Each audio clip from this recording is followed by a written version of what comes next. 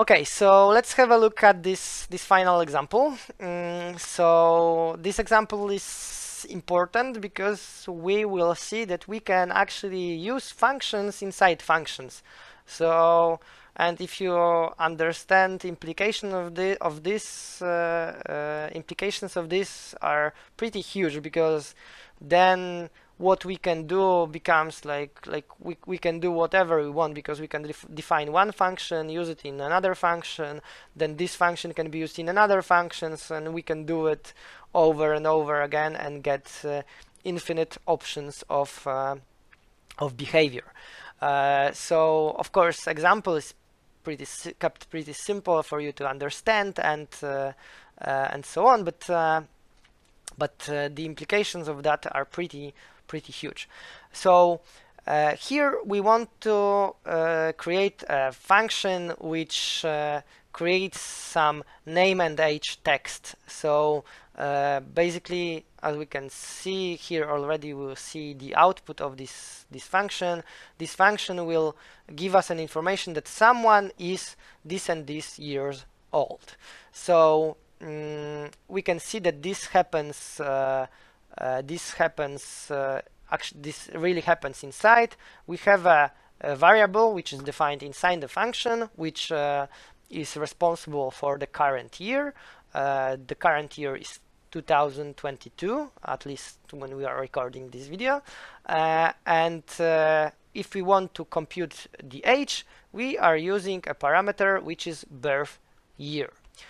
And since we want to compute this age, and this is a number, we also want to this birth year to be a number. So we want someone to input a number here. When we compute this age, it's still a number. 2022 minus, for example, here 1997 is 25. So this is a number 25. It's integer because these were both were whole numbers. But then we want to create a text from this. And this text, we want this text to be first name of the person, then we want to add space is space, and then we want to write age here. But as we've seen in the previous videos, we cannot add integers and strings. So first we have to convert this number, which is responsible for, which contains the age of a person, into string, and then we can add this string to the previous two strings, add the fourth one, and have variable text, which we can in the end return. So if I run this code, I get the correct answer. So John is 25 years old. If I change the name here, for instance, Daniel is, and let's say Daniel was born in 1897, then we get the answer that Daniel is 125 years old. I'm smiling because Daniel is recording these videos, so he's right now in your eyes very old. So everything works here. We can actually check what would happen if I don't use this conversion here. I will get some error, and see, the reason why I get this error is actually because I try to use this function. Maybe if I don't try to use this function, yes, exactly. This is what I wanted to get. Look, here we have defined this function, and I have already run this code, and Python says everything is okay. I have this green sign here, like check, everything is fine. Only when I try to run this function, I will get the error. And the error is type error, can only concatenate string, not integers to string. And as you can see, and Python tries to tell us where the error is. And Python tells us something like this. The error was here, right? Why is this important? Imagine that I don't have this, I have defined this function, let's say I have defined this function here, but I start using it somewhere else, let's say here. I have gone through some notebook, some other stuff, and I have it here. Python tells me that I have an error, but I cannot see this error here.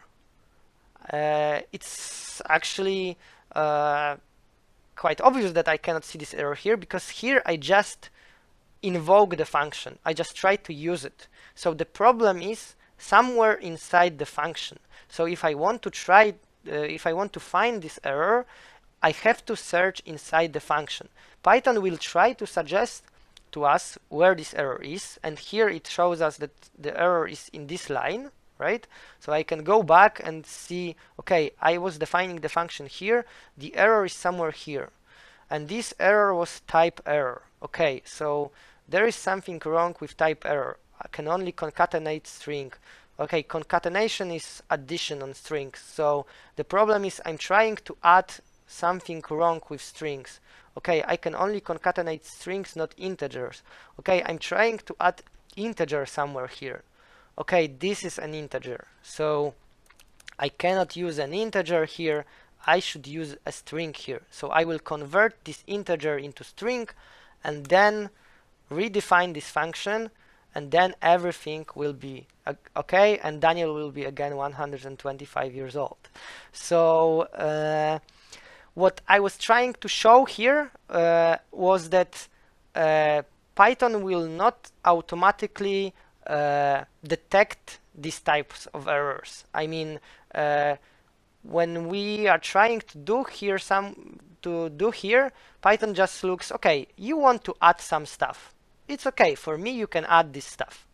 Only when you are trying, when you assign specific values to these parameters of the function and get specific values of these variables, only then Python actually tries to perform this operation. And if you give incorrect stuff to Python, or if there is no way for Python to do it correctly, then it will return an error to you.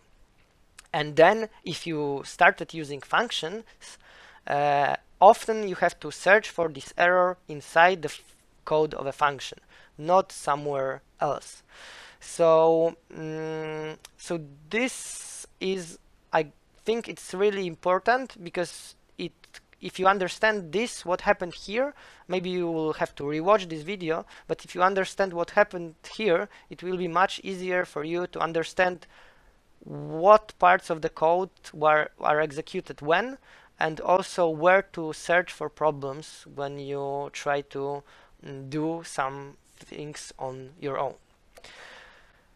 So this was an overview of functions. Like we have covered like the most basic information about functions. You will learn more about functions in later videos, but this should be enough for you to get started.